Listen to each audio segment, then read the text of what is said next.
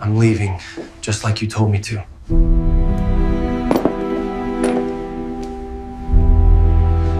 Let me share the story of how a single sentence from my wife became the catalyst that ended our marriage, and how I executed my exit before she even comprehended what she'd actually said to me.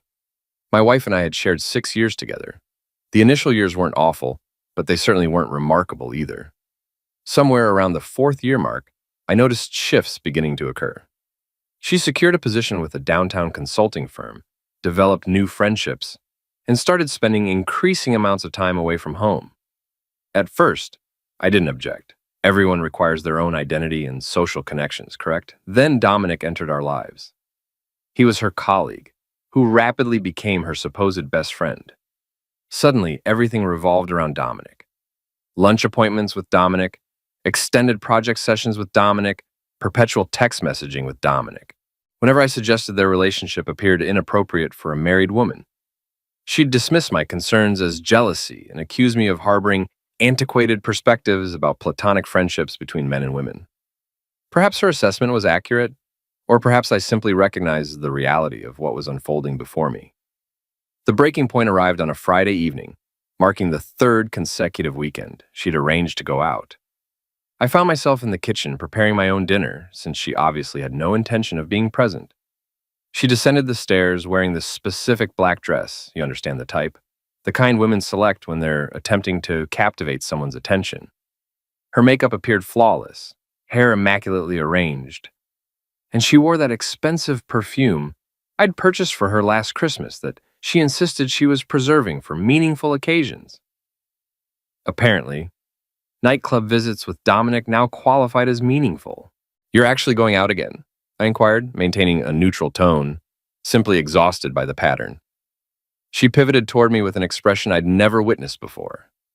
Detached and frigid, as though I were some bothersome roommate challenging her plans. "Yes, I'm going out, and it's Friday night. I work extremely hard all week long. I deserve to enjoy myself." "With Dominic?" "Yes, with Dominic and several others from the office. Maintaining friendships isn't criminal." I placed down the knife I'd been utilizing to slice vegetables. "This isn't about maintaining friendships.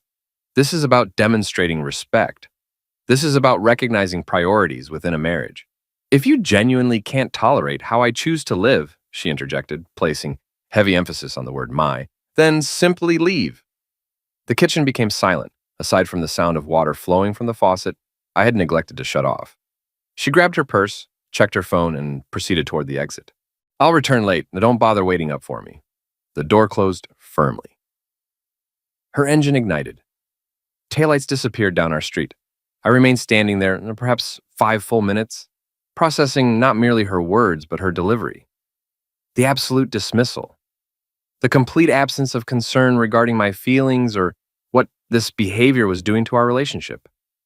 "If you genuinely can't tolerate how I live, then simply leave." I ascended the stairs to our bedroom and opened the closet door. My section was relatively organized and tidy. Her section represented chaos, as it perpetually did. I retrieved my phone and initiated 3 calls. First was to Brennan, my buddy from college, who'd remained a close friend. "Hey man, I need an enormous favor. Can you bring your truck over in approximately an hour? I'll provide explanations when you arrive." Second was to Griffin, my younger brother. "I'm leaving her tonight. Can you assist me with moving my belongings?" Third was to Callum, another friend who was indebted to me for helping him relocate last year. "I'm calling in that favor.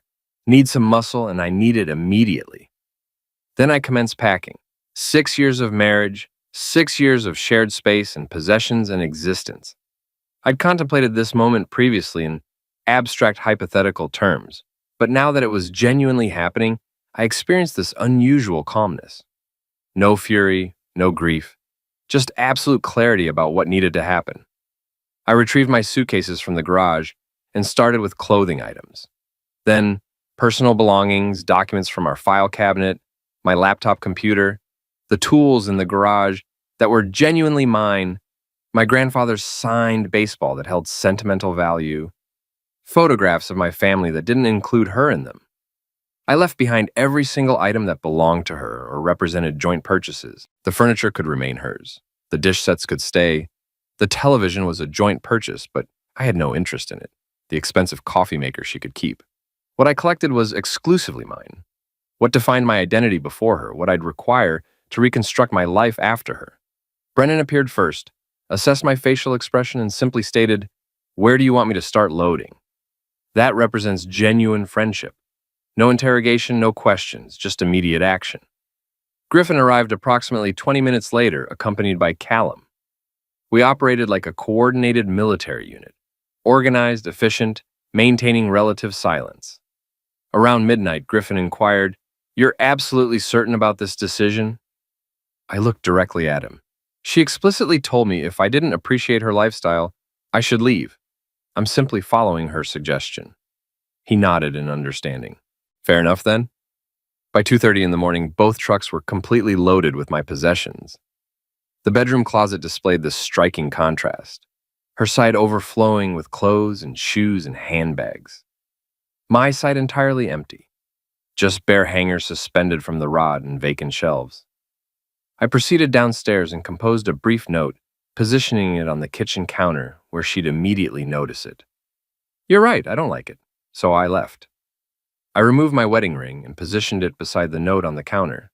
Then I secured the door from the interior, exited through the garage, and pulled the garage door closed behind me as I departed.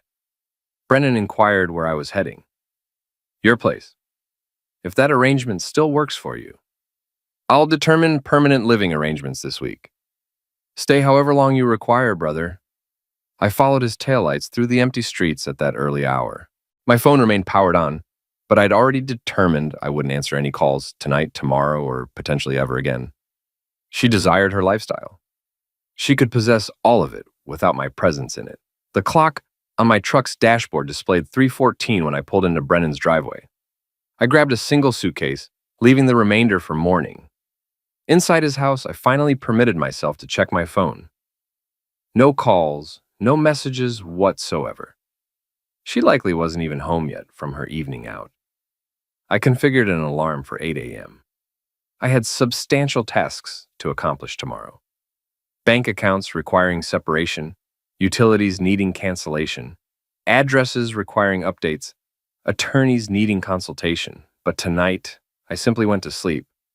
For the first time in numerous months, I actually slept through the entire night without waking. I awakened at 7:53, 3 minutes before my alarm was scheduled. My body felt different somehow, lighter, as though I'd been carrying substantial weight I didn't realize existed until it was removed. Brennan was already awake, coffee brewing in the kitchen. He handed me a mug without speaking and sat across from me at his kitchen table. "So," he stated, "what's the plan moving forward?" I retrieved my phone. Still absolutely nothing from her. It was nearly 8 a.m. She should have returned home hours ago. Bank opens at 9 o'clock. I need to transfer my paycheck deposits to a new account in my name only. Then I'm contacting that attorney Stephanie recommended when she finalized her divorce last year. Brennan nodded approvingly. "Smart approach. You collected all your important documents?" "Everything critical. Birth certificate, passport, tax return copies, vehicle title. I grabbed everything last night before leaving." "What about the house situation?" "It's a rental property. Lease contains both our names. But I already sent a text message to the landlord at 6 this morning. Informed him I'm removing myself from the lease immediately, and she'll be handling it independently going forward." He was okay with that arrangement. He responded that as long as rent payments continue arriving, he doesn't particularly care who pays. I'm still technically liable until the lease expires in August, but that's 3 months away. I'll address it if she defaults. My phone suddenly exploded with activity. Finally. 17 missed calls, 23 text messages accumulated. I opened the messages but didn't read them thoroughly, just scrolled through rapidly. The progression was entirely predictable. Confusion at 3:28 a.m. when she arrived home. Anger by 4:15 a.m. Panic by 5:30 a.m. Bargaining attempts by 6:45 a.m. The most recent message, transmitted 12 minutes ago. "We need to talk immediately. This is childish behavior. You can't just abandon everything without discussing things like adults." I showed the screen to Brennan. He laughed. "That's remarkably rich. She explicitly tells you to leave. You leave exactly as instructed, and now you're supposedly the childish one." That's typically how these situations function. I didn't respond to any messages whatsoever. Instead, I dressed and proceeded to the bank. The account separation process consumed 40 minutes. The bank manager, this older gentleman named Richard, could obviously tell something significant was occurring but maintained professional demeanor. I transferred everything except $200 to a new account at a completely different bank across town. Left just sufficient funds in the joint account to cover my portion of this month's rent payment, which had already been paid anyway. You'll want to remove yourself from any joint credit cards as well, Richard suggested quietly. Already planning on doing that today. From the bank, I drove directly to Crawford and Associates, the law firm Stephanie had utilized. Her attorney had been tough, fair, and efficient. Exactly the qualities I required. The receptionist managed to get me an appointment that same morning with a woman named Marlo Chen. Mid-40s, sharp, observant eyes, no-nonsense professional demeanor. "Tell me everything," she stated, pen positioned ready.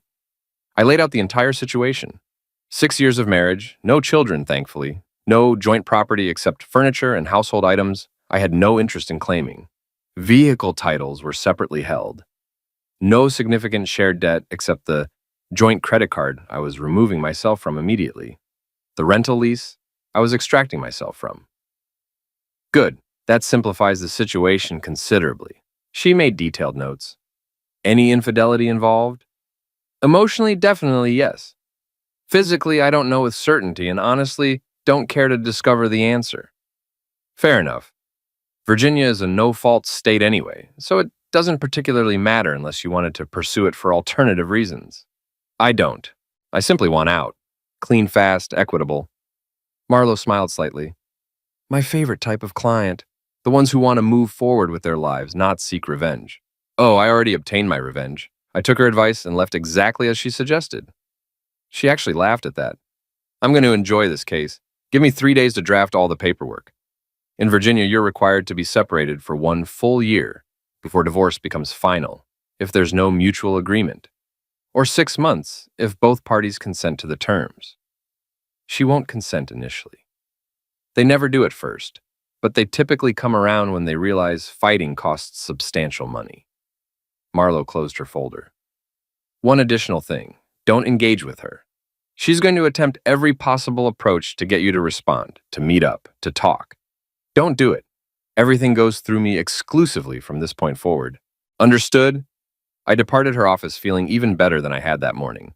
This was actually happening in reality. No possibility of turning back now.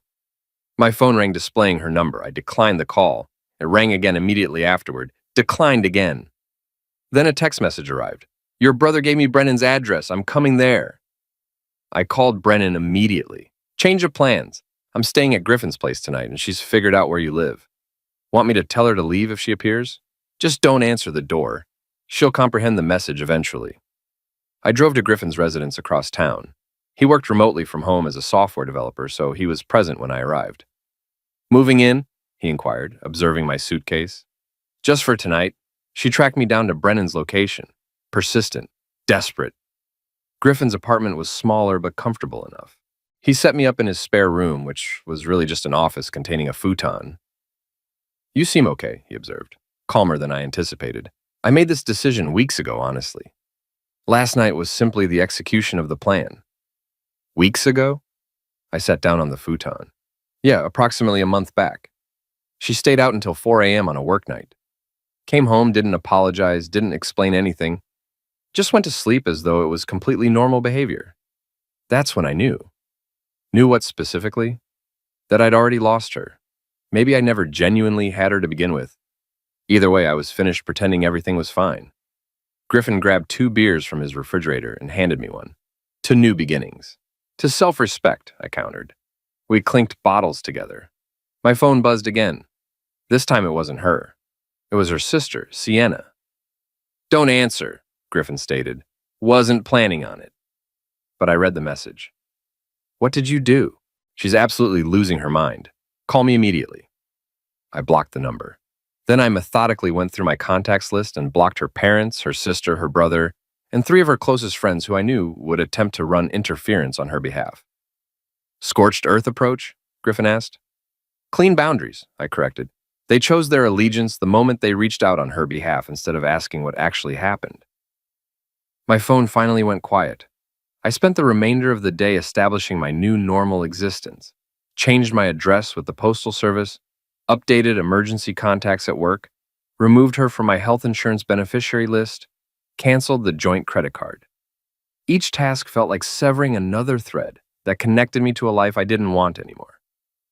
By evening, my phone had accumulated 38 missed calls and over 60 messages from various numbers I didn't recognize. I didn't read a single one. Brennan texted, "She showed up here, pounded on the door for 20 minutes. Neighbors almost called the police. She finally left." Sorry about that situation, Brennan. Don't be. Dinner tomorrow evening. You can fill me in on everything. Sounds good. I fell asleep that night on Griffin's futon. Phone on silent mode, wedding ring sitting in a drawer somewhere at Brennan's house, and my future finally feeling like it belonged to me again. Tomorrow I'd start researching houses to purchase. Small ones, affordable ones. Mine. 3 days after I departed, she finally got intelligent and appeared at my workplace. I noticed her car in the parking lot when I arrived that morning. She was waiting near the entrance to the building where I worked as a project coordinator for a construction supply company. Not glamorous employment, but steady, reliable pay and decent benefits package. She looked absolutely terrible. Hair unwashed, eyes puffy and red, wearing sweatpants and one of my old college hoodies I'd left behind. Part of me felt bad, a very small part. The rest of me remembered how she'd looked 3 nights ago in that black dress, heading out the door without a single second thought about me. I walked directly past her. "Wait," she called out. "Please, just 5 minutes of your time." I kept walking without acknowledging her. The security guard, Charlotte, was stationed at the desk. I'd already given her advance warning this might occur. "Sir," Charlotte stated loudly enough for everyone in the lobby to hear, "is this person bothering you?"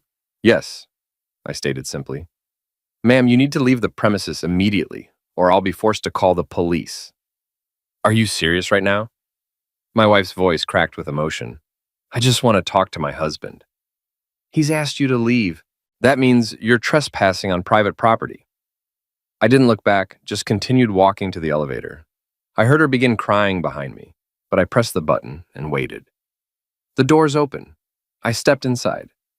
As they closed, I saw Charlotte firmly directing her toward the exit door. My boss, Rebecca, stopped by my desk approximately an hour later. "Everything okay?" "Charlotte mentioned an incident this morning. Personal situation, it's handled. Need any time off work?" "No, ma'am, I'm fine." She studied me for a moment. Rebecca had experienced her own divorce several years back. She understood the situation. "Okay, but if that changes, let me know." "Will do." I buried myself in work tasks. It helped tremendously. Spreadsheets, supply orders, contractor schedules. Normal problems with normal, straightforward solutions. At lunchtime, my phone rang from a number I didn't recognize. I almost didn't answer, but something made me pick up. "This is Dominic." The voice was tense and uncomfortable. I said nothing in response. "Look, man, I just wanted to say I had absolutely no idea things were that bad between you two. She told me you guys were basically roommates at this point, that you'd agreed to see other people. She lied. Yeah, I'm figuring that out now." He paused. "For what it's worth, nothing physical happened between us. We just talked and hung out as friends." "Don't care." "Right, well, I'm backing off completely. This is too messy. I don't need this kind of drama in my life." "Smart choice." He hung up. So that was that. The supposed best friend had disappeared the exact second things got complicated. Exactly like I'd predicted.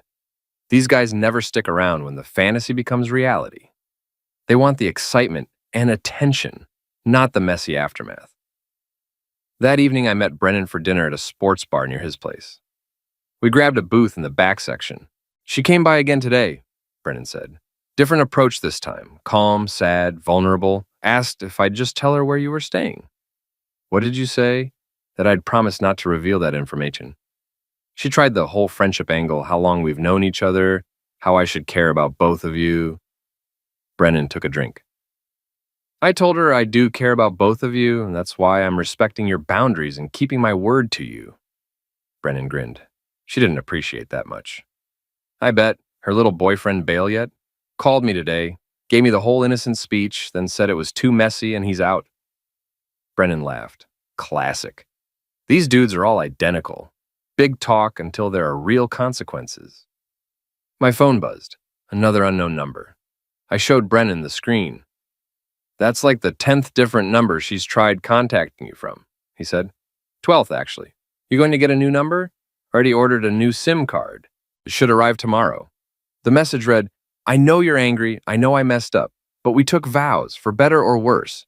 You can't just quit when things get hard. I showed it to Brennan. That's some remarkably selective memory right there, he said. Pretty sure those vows also mentioned something about forsaking all others. I typed back, you told me to leave if I didn't like your life. I left, enjoy your life. Then I blocked that number as well. Cold, Brennan said, but he was smiling. Factual. We watched the game for a while. It felt normal and good, like I was returning to who I used to be before everything became complicated. Around 9 p.m., my work email pinged. It was from Marlo Chen, my attorney. Separation agreement drafted, reviewed, and ready for your approval. She's been served with initial paperwork today. Expect escalation. Expect escalation. That was putting it mildly. Sure enough, by the time I returned to Griffin's apartment at 10:30, I had 42 new messages from various numbers. I didn't read them, just kept blocking each one. Griffin was already asleep, so I tried to be quiet. Grabbed a shower, brushed my teeth, settled into the futon. My old phone, the one I was about to retire, buzzed one more time. It was her, from yet another number I didn't recognize. I'm pregnant. I stared at the message for a long time. Then I did the math in my head. We hadn't been intimate in almost 2 full months.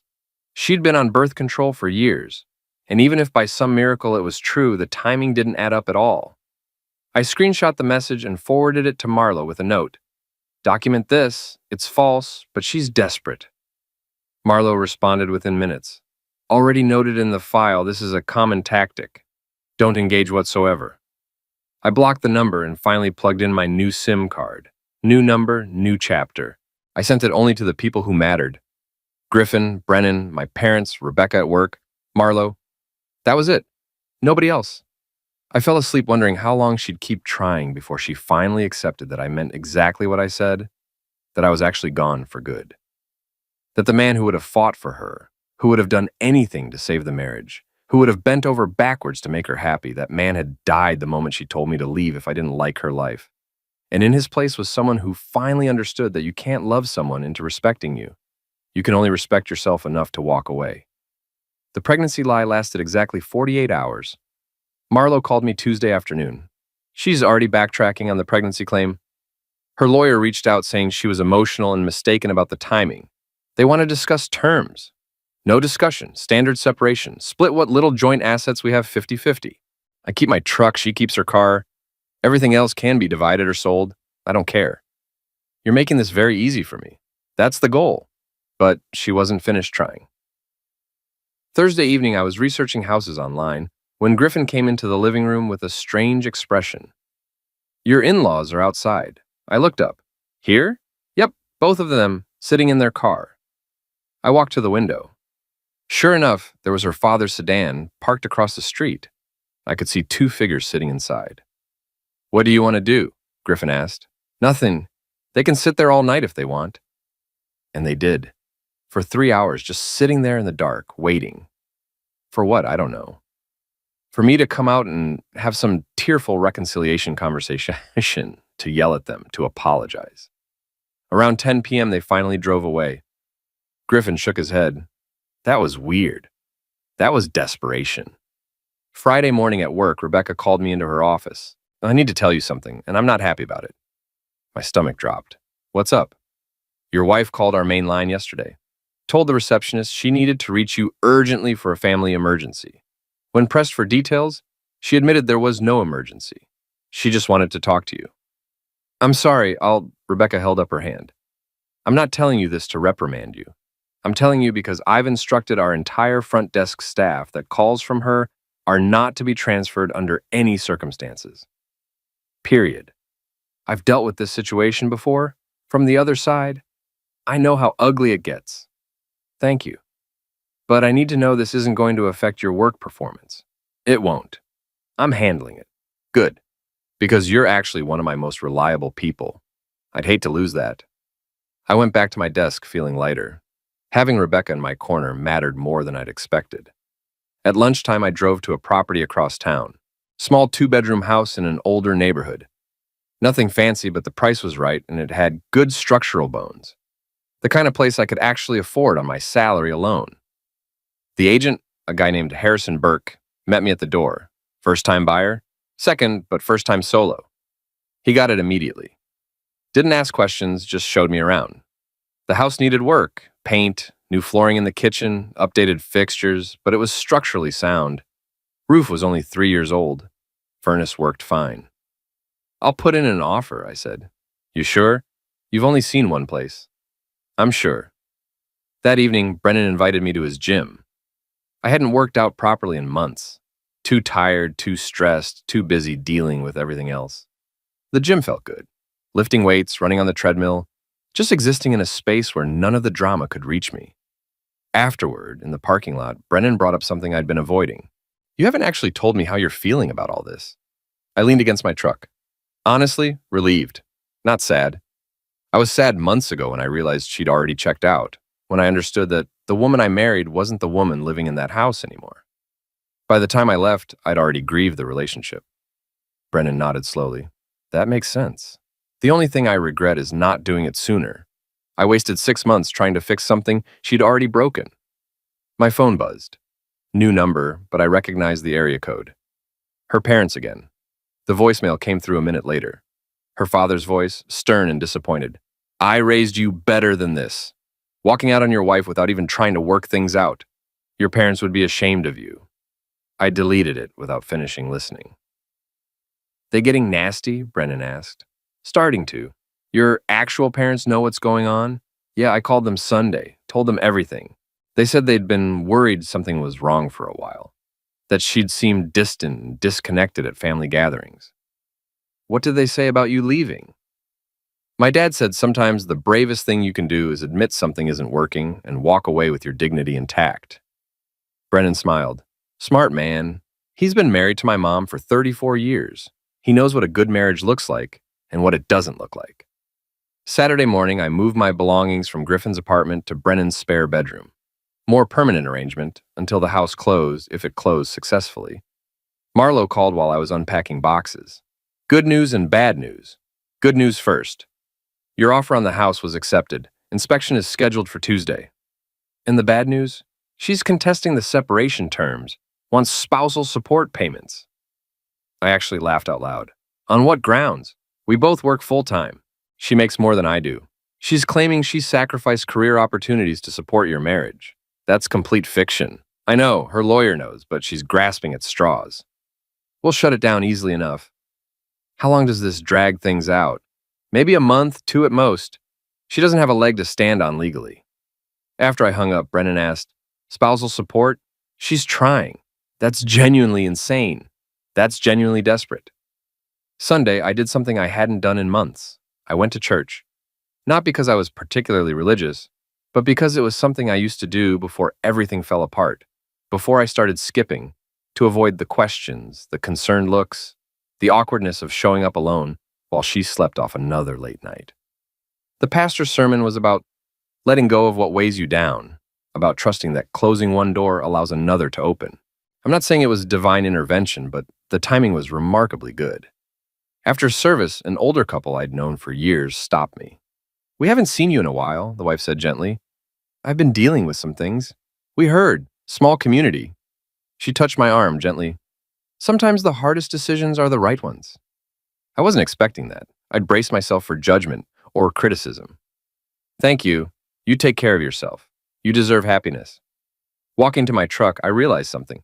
The people who actually knew me, who'd watched my marriage from the outside, they weren't surprised by this. They'd seen what I'd tried so hard to deny. That evening, sitting in Brennan's living room watching a game neither of us particularly cared about, my new phone rang. Unknown number. I almost didn't answer, but something made me pick up. "Is this the coward who abandoned his wife?" A man's voice, aggressive and hostile. "Who is this?" "Dominic's brother. You got a problem with him. You deal with him like a man. You don't run away like—" I hung up. Brennan raised an eyebrow. "Problem?" "Dominic's brother. Apparently the guy already bailed on her. Why is his brother calling? No idea. Don't care. I blocked the number and turned off my phone completely. Tomorrow was Monday. Back to work. Back to normal. Back to building a life that was actually mine. Week 3 brought the confrontation I'd been expecting. My parents were having their monthly family dinner, something they'd done for years. Everyone knew about the separation by now. But Mom insisted life goes on, and family still gathers together. I arrived early to help set up. Griffin was already there with his girlfriend, my sister, and her husband. Normal Sunday evening, then the doorbell rang at 6:15. Mom opened the door and there she stood. My wife, her sister Sienna right behind her. "I'm sorry to just show up," she said, voice shaking with emotion, "but he won't return my calls and we need to talk." My dad appeared in the doorway. "This isn't the appropriate place. Please, I just need 5 minutes, that's all I'm asking." Mom looked at me. I shook my head firmly. "I think you should leave," Mom said gently but firmly. "Mrs. Hartley, please, I love your son. I made mistakes, but we can fix this." I walked to the door. Everyone went quiet. She looked at me with those red eyes, desperate, broken. "You told me to leave if I didn't like how you lived your life?" I said calmly and clearly. "I left. There's nothing to fix." "I didn't mean it like that. I was angry. I said something stupid." "No, you said something honest. Maybe the most honest thing you'd said in months." Sienna stepped forward.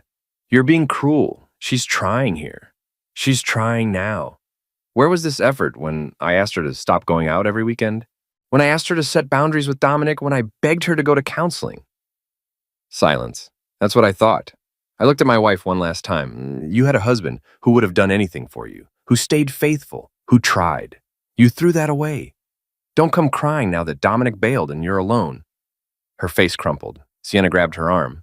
"We're leaving," Dad said. Not a suggestion, a statement. They left. Mom closed the door. The dinner was quiet at first. Then my sister broke the tension. "Well, that was intense. Had to be said," Griffin offered. Dad sat down heavily. "You handled that better than I would have at your age. I've had practice." We ate, talked about other things, normal things, work, weather, Griffin's upcoming vacation plans. Around 9 p.m., after everyone left, Mom pulled me aside. "You okay?" "Yeah, actually, I am." She looked destroyed. She destroyed herself. I just stopped trying to save her from the consequences of her own choices. Mom hugged me. "I'm proud of you. That took strength." Tuesday, the house inspection came back clean. Minor issues, nothing major or concerning. I signed the purchase agreement that afternoon, feeling a sense of accomplishment. Wednesday, Marlo called. She's dropped the spousal support claim, accepting the separation terms as written. What changed? My guess? Reality set in. Fighting costs money she doesn't have. Dominic is gone. Her support system is realizing she's not the sufferer she claimed to be. So we're done? Not quite. Still need to finalize everything, but the hard part's over.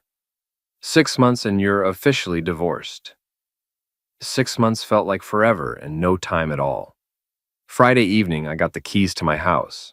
Small, quiet, empty. Mine. Brennan helped me move, and the few things I owned took about 2 hours to transport. Not much stuff for 6 years of marriage, he observed. Didn't need much, just needed what was mine. That night, I slept on an air mattress in an empty bedroom of a house I'd bought by myself. No furniture yet, no TV, just boxes and space and silence. It was perfect. My phone buzzed once, her number. I'd unblocked it to see if she'd reach out. The message was simple. "I hope you're happy." I typed back, I'm getting there. Then I blocked her again, for good this time. 6 months passed faster than I expected. The house filled up slowly. Furniture from thrift stores, a decent couch from Brennan's cousin, a kitchen table I built myself from lumber. Nothing fancy, just functional and mine. Work promoted me to senior coordinator. Rebecca said I'd earned it. I think she just appreciated that I showed up every day and did the job without drama or complications. The divorce papers arrived on a Tuesday in October. Simple manila envelope, official stamps, final decree. I opened it at my kitchen table with coffee I'd made in the machine I bought myself. Read through the legal language that officially ended 6 years of marriage. Then I filed it in a drawer and went to work. No celebration, no anger, just closure. That weekend, Griffin and Brennan came over for the first dinner party in my new place. Nothing elaborate or fancy. Burgers on the grill I'd picked up, beer, football on the TV I'd finally bought. "How's it feel?" Griffin asked. "Being officially single again? Feels like I've been single for 7 months. The paperwork just made it official." Brennan raised his beer. "To new chapters. To self-respect," I countered. Same toast as before, still true. We ate, we laughed, we watched the game. Around 8 p.m., my phone buzzed. Unknown number. I almost didn't check it, but I did. It was her from a number I didn't recognize. "I heard it's final.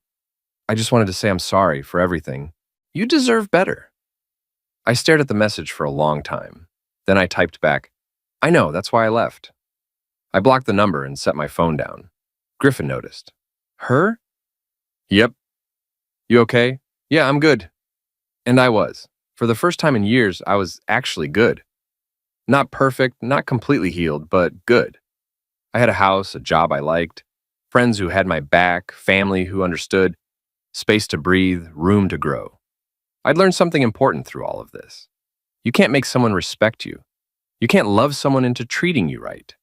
You can't fix a relationship where only one person is trying. But you can respect yourself enough to walk away. You can recognize when you're worth more than what you're being given. You can choose yourself.